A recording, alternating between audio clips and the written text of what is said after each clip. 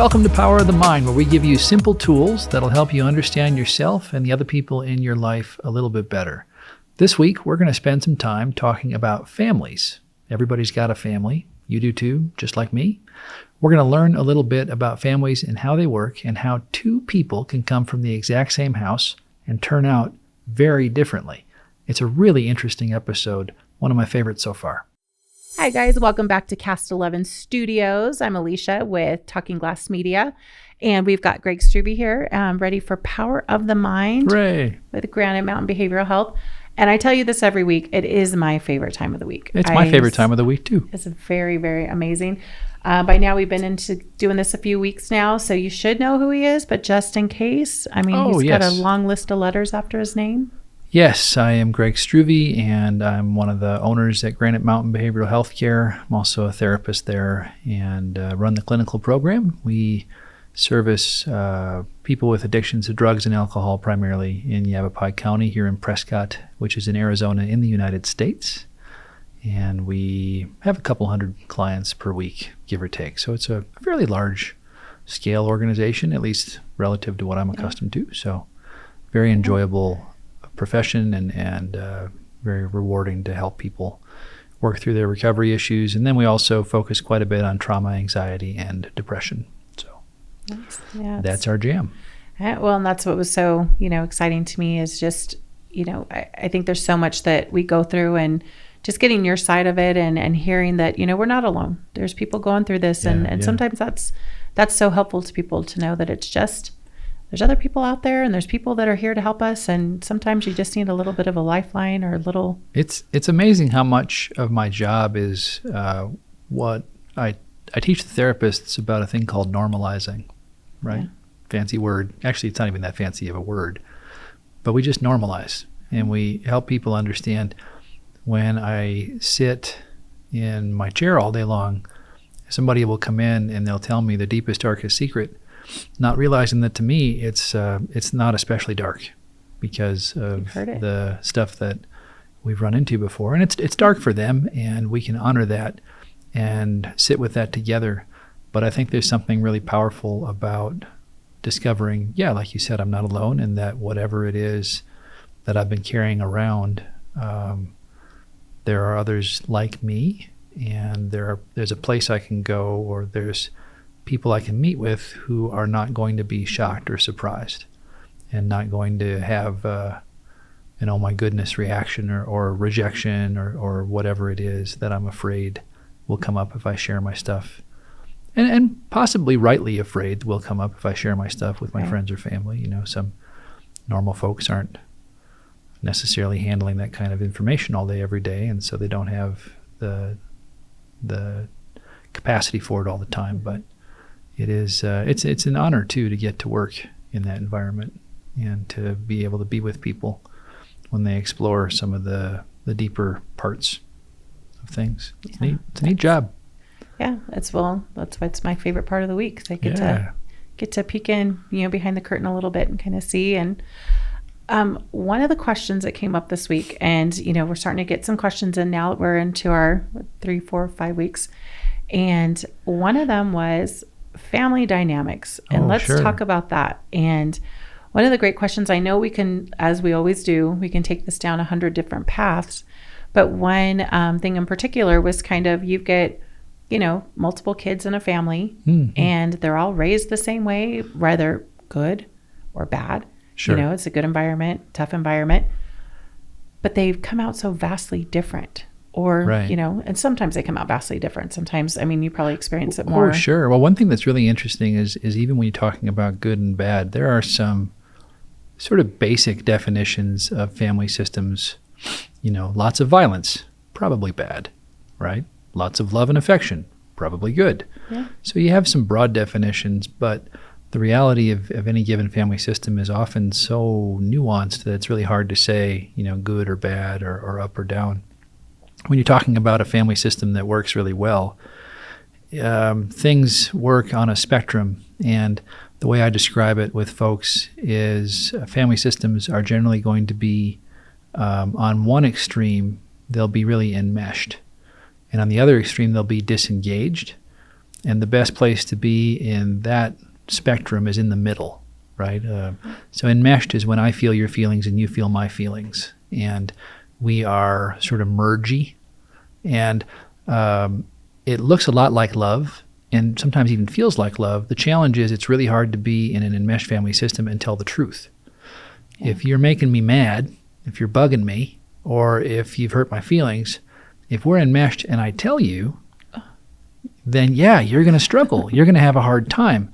And I will learn, especially if I'm a kid in an enmeshed situation, I'll learn to protect you.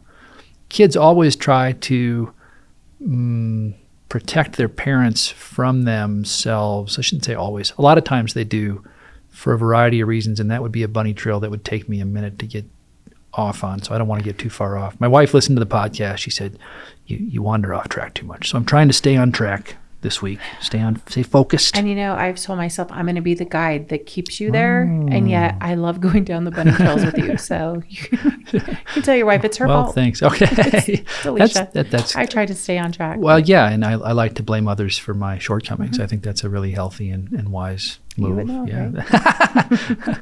So when we're talking about a family system, the enmeshed side is one extreme. In an enmeshed family, everybody feels everybody's feelings, and they all tend to try to protect each other. And so there's a lot of untruth that happens there. And the feeling is we love each other, but I just don't feel like there's depth. I'll have a sense of like we have a connection in a relationship, but I don't know if there's really depth. And the reason is because there's just not that much depth. Right. Because if I get deep, we get into trouble. It rocks the boat, right? Yeah, it could be scary, and we're really trying to keep everybody happy because we're enmeshed.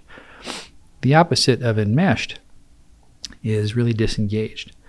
And in a disengaged family system, everybody kind of goes about their business, and there's too little connection. I'll have clients sometimes who will come to see me, and they'll say, I am depressed all the time. I've been depressed for almost all of my life, and I don't know why. I had a really good family. And sometimes they actually had a quote-unquote really good family. As you dig into it, you realize that families aren't good or bad. They're just made up of people. Now, there are definitely better and worse situations. But what happens with some of these clients is we say we're depressed, and they say, I'm just so lonely. Oh, great. Okay. Well, tell me about your family system. And they say, well, I had a good family. What does that mean to you? Well, we did a lot of stuff, and we went places sometimes. We were together. They fed me, and they gave me a place to live. Now, strictly speaking, biologically, for example, that's great. Yeah. You're going to survive into adulthood. You're going to get what you need. In terms of emotional wellness, that can be a pretty dry place. I remember a client once, and he and his family would go on vacation, and they would all sit in separate rooms and read. Oh. And he was like 5.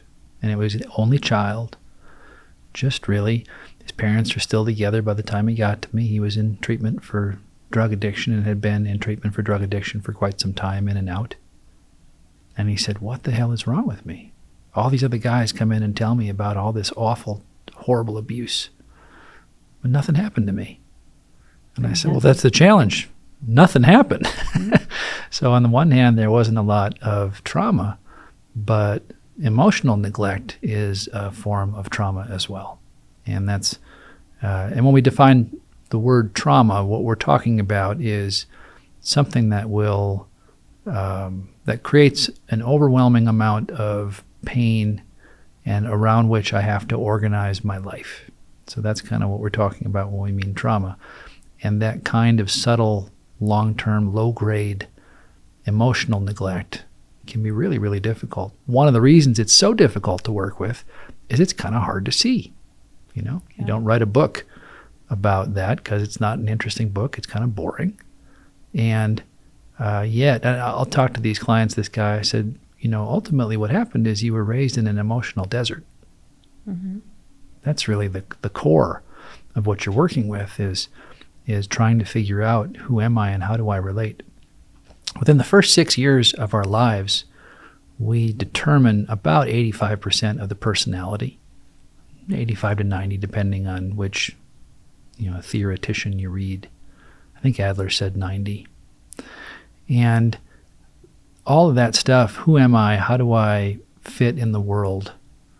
Am I valuable? Am I less valuable? Is the world safe? Is it not safe? Those core beliefs are the frame of reference that we operate from in the world. And in this guy's case, the emotional neglect led him to the conclusion that he was alone and something was wrong with him. And there he was. So that's the downside, obviously, of a severely disengaged family. The sweet spot is in the middle, and a lot of families will move around a little bit from year to year or even month to month or sometimes week to week in terms of where they fall. So that's when we talk about a good or a bad family, that's one measuring stick of effective. I think of it as effective or less than effective families and family systems. So that was a nice little bunny trail. A nice little bunny trail. I guess it's not really a bunny trail because we had talked about that at the beginning. Yeah. So it's kind of the question we were talking about. So it's not technically a bunny trail. No, but I'm going to be your guide today. We're going to stay Great. On topic, yes. So going back to like that, I have 5 children. And Sure. the core of all 5 of them are very much the same. They're all very good people. They're respectful people.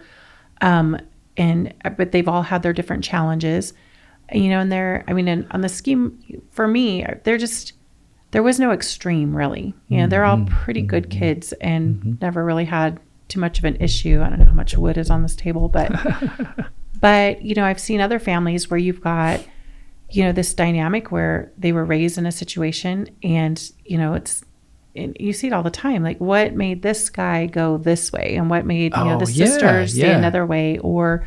That's such an interesting question. Yeah. Cause so many people are like, gosh, they're all raised in the same house. Why did, what's wrong with him or what happened here? So. Well, I'll start off, it's such a good question.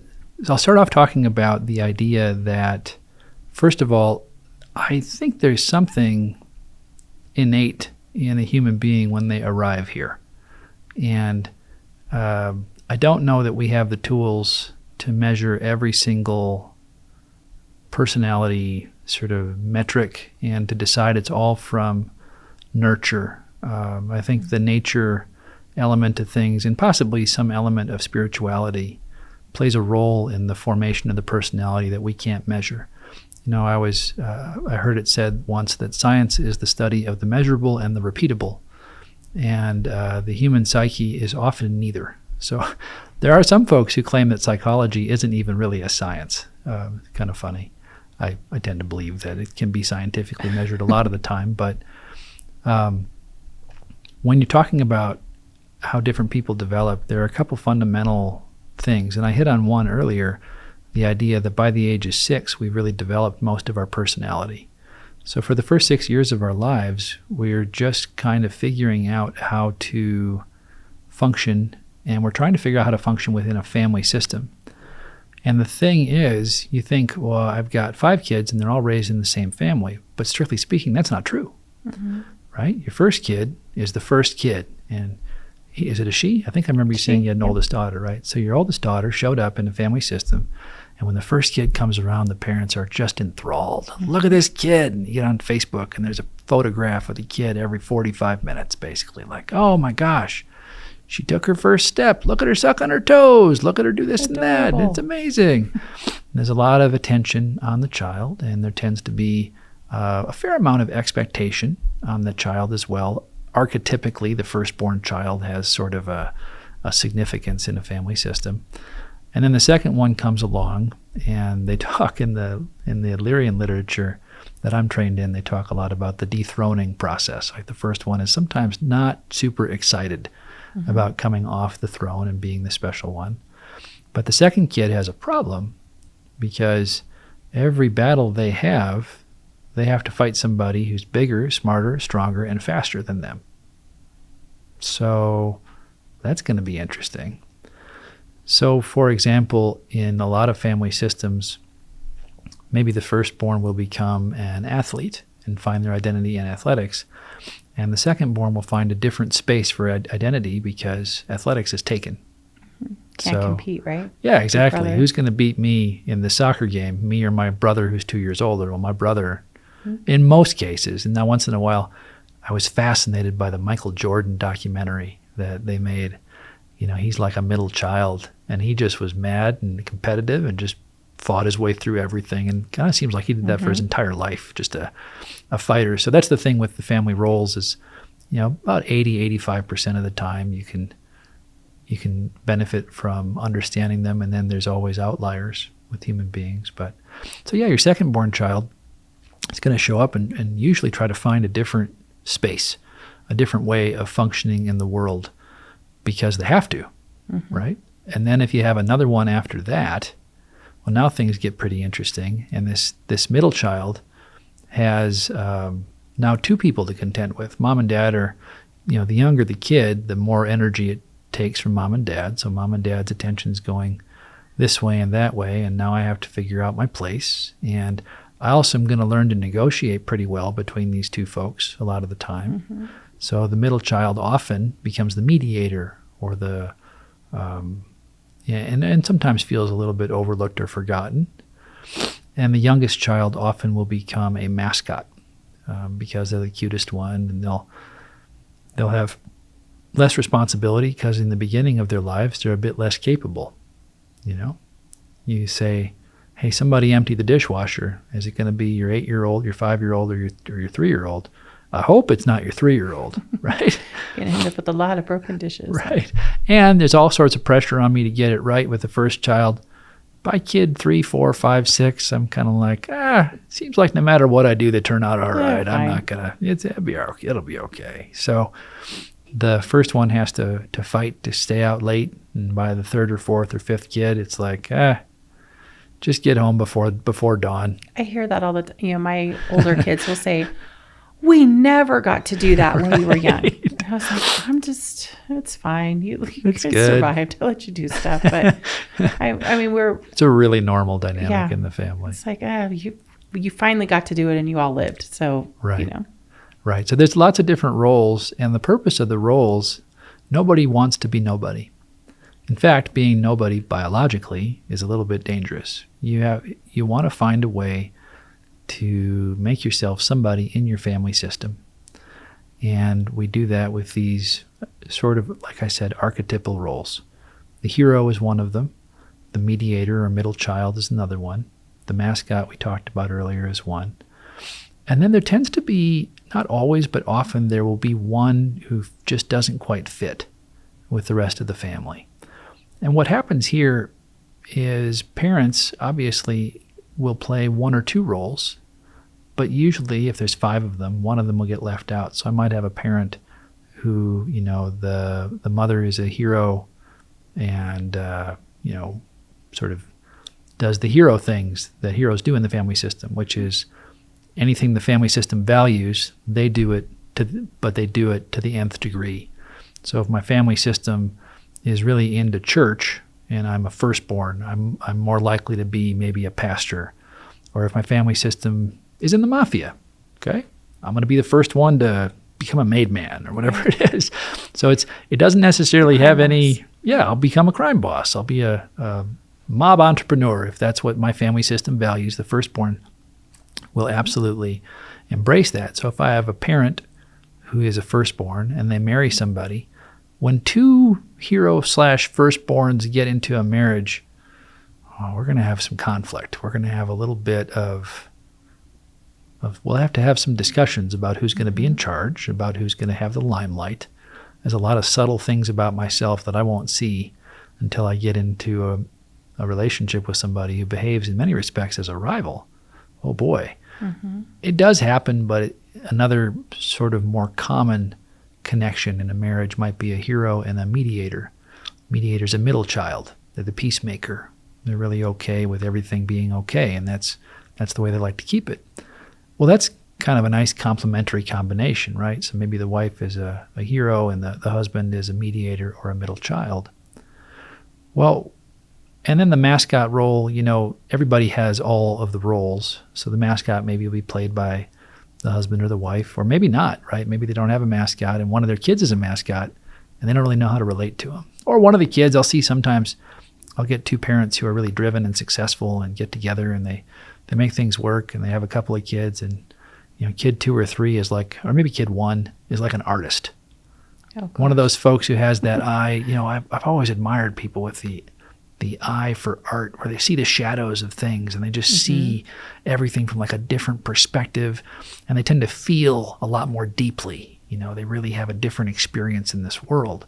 But definitely going to drive those firstborn, driven parents crazy, right? Yeah. Well, at the very least, they're not going to understand them very well. They're going to live in a different space. Most parents, it's really normal. It's not, again, 80% of the time, you'll find that the firstborn hero takes after whoever is the more sort of hero-like or dominant in the relationship. And the secondborn takes after the other parent. And the thirdborn, well, they just have to kind of figure it out, right? So it's not uncommon for that thirdborn to be their own thing and kind of march into their own drummer. And so that's the lost child role in the family system. And the lost child doesn't always get lost per se. Sometimes they choose to be lost. They choose to wander off and go someplace else and just march to the beat of their own drummer. And that can be really challenging for some kids. And for some kids, it's a sense of individuality that they really like. So that's the other thing, is there's partly what happens to us, and there's a big part of it too is how we interpret what happens to us. And to some degree, a lot of therapy is about helping a person reinterpret or reimagine what happened to them. The last family role, the fifth one, so we've covered so far the hero, the mediator, the mascot, and the lost child. And the fifth one is the scapegoat. And the scapegoat's a fun one. And, you're laughing a little. So usually if somebody chuckles a little, they have a little bit of scapegoat in them. Yeah, probably. But it's funny because there's no way I can sit here and listen to you. And all of our listeners are going to go, they're connecting dots all over the place going, oh my gosh, okay, I've got 5 kids and I've got for you it's perfect because you have 5 kids. This one followed me this way and this one, or just like with me and my sister, I'm definitely my dad. I was firstborn. My dad was the strong, sure. Person in the family. My mom was very, just kind of submissive and just kind of took over that. It was, I don't want to say 70s, but it was the 70s. So, 70, 80s. And it was, I see that I gravitated towards my dad. My sister was very much like my mom. Right. And then the divorce kicked in. So that was always fun because we, of course, took sides and I was, with my dad. So I just keep replaying all these roles. So when you talk about, I'm like, what's coming next? Yeah, and typically in a divorce situation, ironically, the children will take sides with the parent. Well, you said you went with your dad, so it might be different for you. But a lot of times they'll. Oh, go ahead. Well, I tried to protect, my mom in the situation because I was the strong sibling. Yeah. So I would always protect, I was like, I got to look out for my mom because obviously she can't do it herself. That was the perception that I had even as a kid. I got to watch out for her. That's really normal. Because if my dad's not going to take care of her, then I'm going to need to do that. So I kind of became the man of the house, really, when my dad, and they divorced. But it was, I think, more of us picking sides. Our parents picked sides. My dad was like, "Oh, Alicia's coming with me," and it was like, okay. Well, I got to stay here with mom because what's going to happen if I'm not here watching after her? So it was just a weird. I was like 7 years old. But it was just very, so when you're speaking, I'm like, and I know, most people watching or listening are going to be like, oh yeah, they're going to be able to connect or know people. Because as you're talking, I'm like, oh yeah, I know that family. And that's exactly, so. Yeah, when I was talking earlier, I mentioned how I really love doing these presentations in front of a large group because you can see the wheels start to spin in the room. Yeah. It's so interesting. In a divorce situation, the safer parent usually takes the majority of the crap, for lack of a better term. The kids go pretty hard against the parent who is more, what's the right word? More securely attached. Basically, the one that they're most confident won't leave them no matter what gets the majority of the pushback and the fighting and the anger. A kid has a tremendous amount of anger during a divorce because, again, biologically, a divorce was a pretty risky deal back in the day. When you think about what happens when you lose a parent in a setting where there's just not enough food for everybody, like it really takes two parents to try to feed everybody most of the time. You drop one parent and there's a good chance that everybody is at least going to have a really, really rough time eating, if not functioning in the world. So biologically, divorce for kids is really, really dysregulating. And fear for all of us as humans often comes out as anger. Anger is always a secondary emotion. It always has a different emotion underneath it. And fear is one of the most common. So I'm trying to stay on track again. I know. I'm like your guide has taken you. That's a good. That's really fun though. It's very relatable. Yeah. So I like what you're saying. Let's go back to scapegoat. The scapegoat is the anti-hero, literally. The scapegoat looks at the hero and thinks, well, first of all, in the beginning, the scapegoat will often look at the hero and think, well, I want to be the hero. Right. But the hero's older or more capable in some way. Sometimes it is younger, but usually the hero's older. Or sometimes the scapegoat will be the oldest and will try to be the hero and will realize this isn't going to work. Like there's nothing going to be good enough here. Nothing's going to get the job done. Right. And then they'll make the decision to be the anti-hero, the scapegoat. And the scapegoat role gets all the attention and has all the power in the family system. And so I said before, the scapegoat takes the ideals I mentioned before that the hero has embodied and does the exact opposite. So in my religious family, the scapegoat decides to go be a Buddhist or, study atheism or listen whatever. To Iron Maiden. Oh, yes. Listen to Iron Maiden. That's funny. The scapegoat. The 70s and 80s. There it goes. The scapegoat will basically figure out what is going to, and the other thing, what is going to make everybody mad? What's going to get me? I'm going to do that. The other thing the scapegoat will do is they will identify the uncomfortable truth that everybody would like to not acknowledge. A lot of family systems function by taking difficult stuff and kind of putting it under the rug, so to speak, archetypically, right? The elephant under the rug and the scapegoat will walk in and say, hey guys, look here. One of the stories I tell when I'm explaining this to the clients is I say, so in an alcoholic home, let's say that we got 5 people who are kids and the alcoholic dad comes home. It's Friday night, 10 o'clock, dad walks in, maybe a bit under the weather, maybe a bit under the influence rather. And the hero says, hey dad, great to see you. Did I mention that I became the editor of the yearbook this week and also the captain of the football team and also joined the band? Your pleaser role. Right. Yeah. The next one, the mediator comes up and says, hey dad, have a seat and let me get you a blanket and a cup of coffee. So dad says, oh, thanks. And the mascot comes in and says, hey, daddy. Because mascots always say daddy. They never say dad. Cute. And mascots are cute. And they'll tell some jokes. Haha, did you hear this funny story? And blah, blah, blah. And by the way, look at me. And I'm so glad you're here. Haha. And the lost child is already gone. They've been at a friend's house since about 6:30 when they figured out what was going down.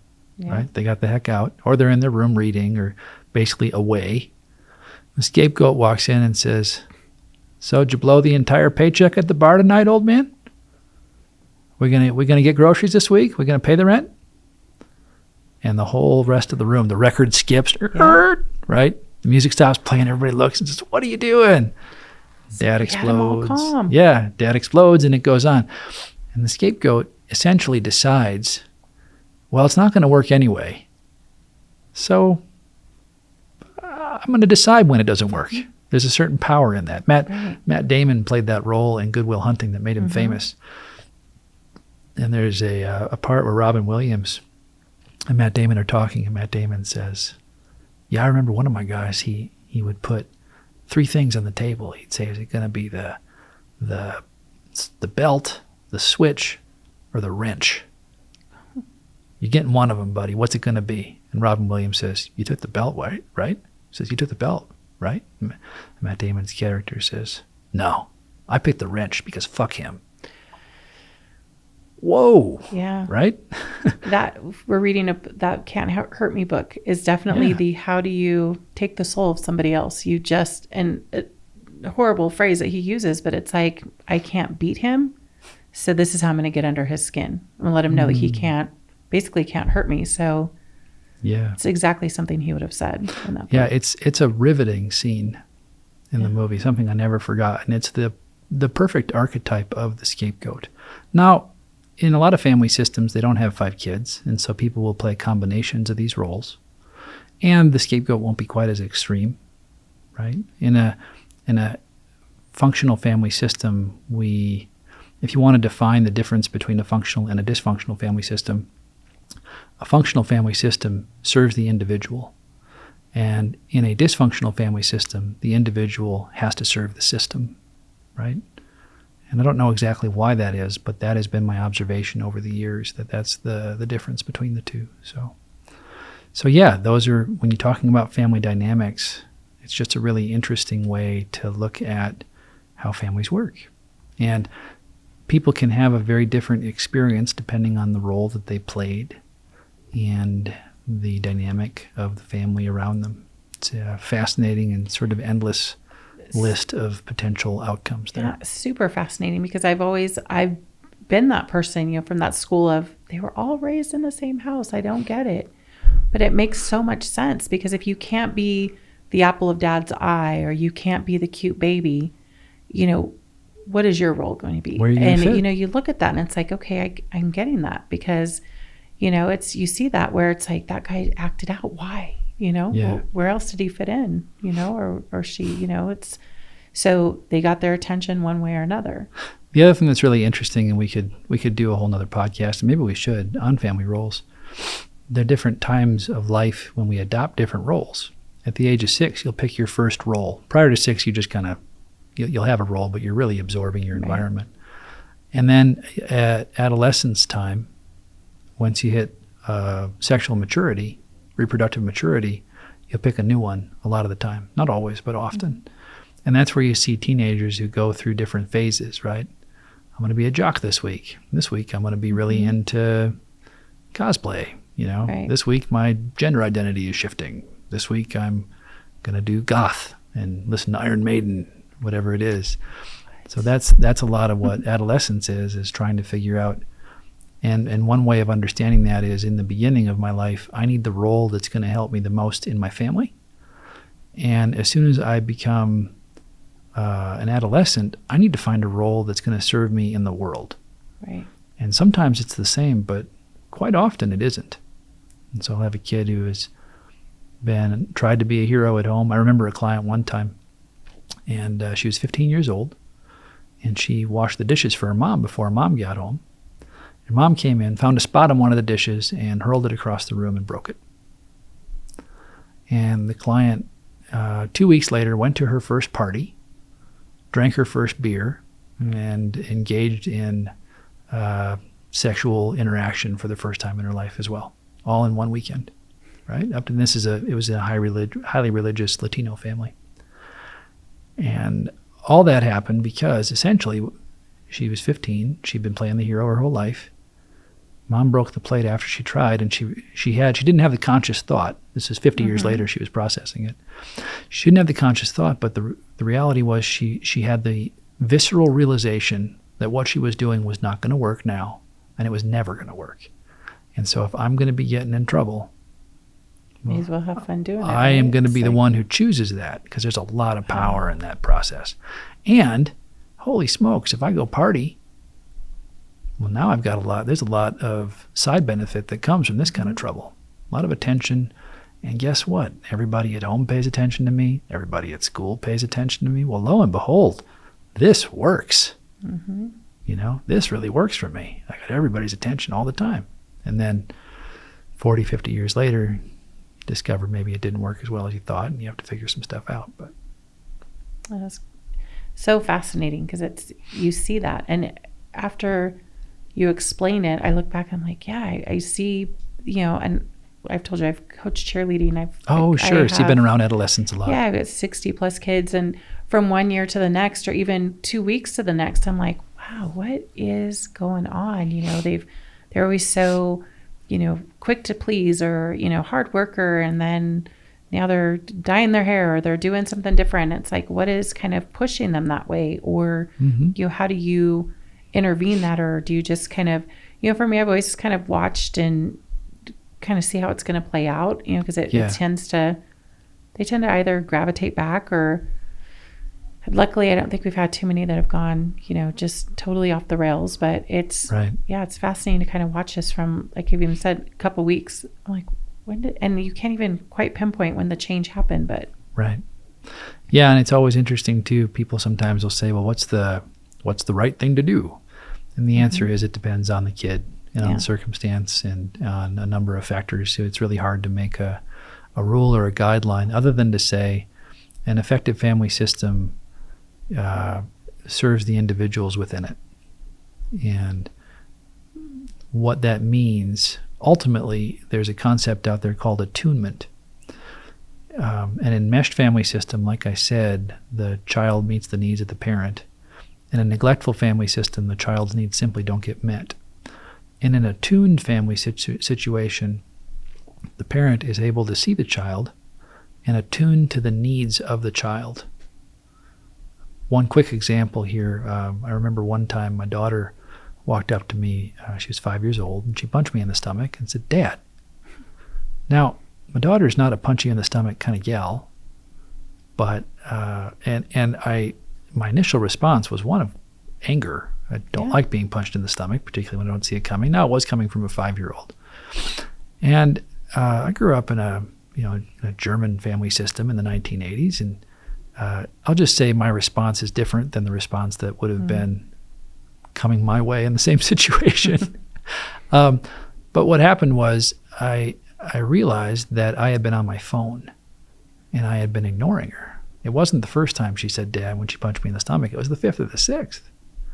So when I put my attunement hat on, I recognized that the child needed some attention.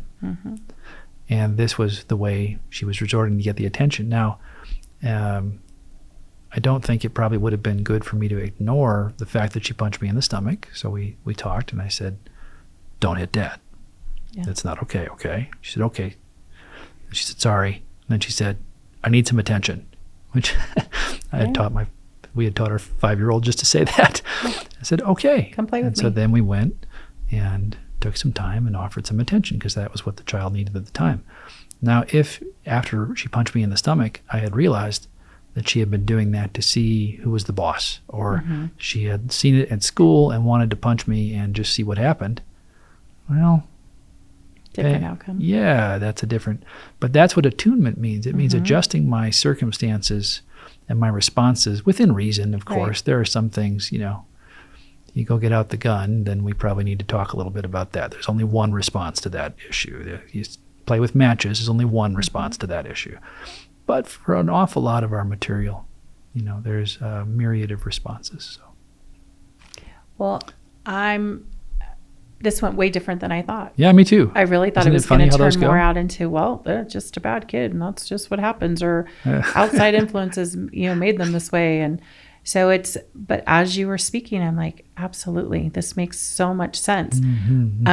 We kind of talked about, making this a little bit of a series, kind of that family dynamic. Oh, sure. I think I would love to explore that further, and in the upcoming weeks. And okay.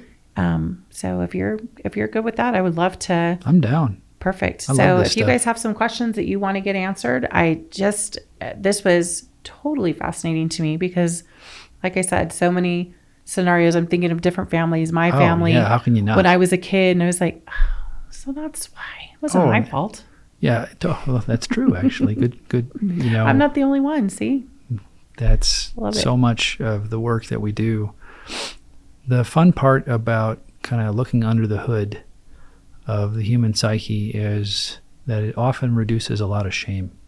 And it gives rise to some explanations that can be very helpful with just feeling okay and seeing people differently. Behavior by itself, sometimes behavior is just foul, but there are a lot of times when I understand the dynamics underneath it that I can find compassion that might not otherwise be available to me. So interesting. Well, I think the next few weeks, as we dive a little deeper into this, it's going to be even more eye-opening, because this is one thing we all have in common. Right. We've all come from a family.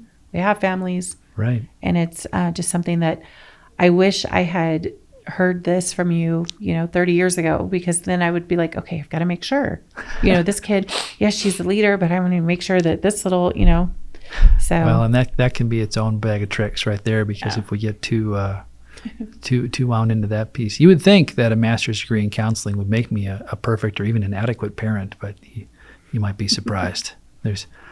One thing I do like to mention anytime I talk about parenting is there is some really conclusive research that demonstrates that you really only need to be an attuned parent about 30% of the time. So that's a relief to some people. I think one challenge that we have is sometime in the mid-'80s, people started talking about trauma and they realized, geez, we can't just beat the kids. We probably ought to maybe be nice to them. I'm going to talk to them once in a while. Gosh, maybe getting picked last kind of sucks for that kid. Maybe we should do something about that. And we have, dare I say it, possibly overcorrected at times, but we certainly are very aware of the role that parenting plays in the development of a human being. Sometimes we put more pressure on ourselves than is necessary. So I just like to add that caveat anytime I'm talking about parenting with parents, because every parent who listens to talking about parenting immediately thinks, myself included, of all the, well, not always, but most of us think about the balls that we've dropped. And so that's it. Look how many you guys kept in the air. I kept balls in the air. That's right. Some of them fell, but that's right. So, well, if you guys are experiencing, you've kind of going through something with your kids or your spouse, or just have some questions, how do they get a hold of you? Well, we're going to have a form on the website, right? Yep. So fill out the form. It'll be right attached to all the podcasts. You guys are able to, if you just want to get a hold of Greg, or just speak to somebody at Granite Mountain and just see if there's, just talk to them. It's okay. I use this as my weekly therapy session. Well, there you go. So it's just so helppful. So reach out to Greg, fill out our questionnaire. If you just have a question, pop it in there, let us know. And if we don't get to it right away, we're going to keep track of them and keep them coming. But thank you guys. Do what we can. Thanks so much for tuning in to Power of the Mind, and hope to see you next week. I hope to see you next week as well. Well, I'm going to see you. All right. See them next week. Oh, yes. Hope to see them next week too.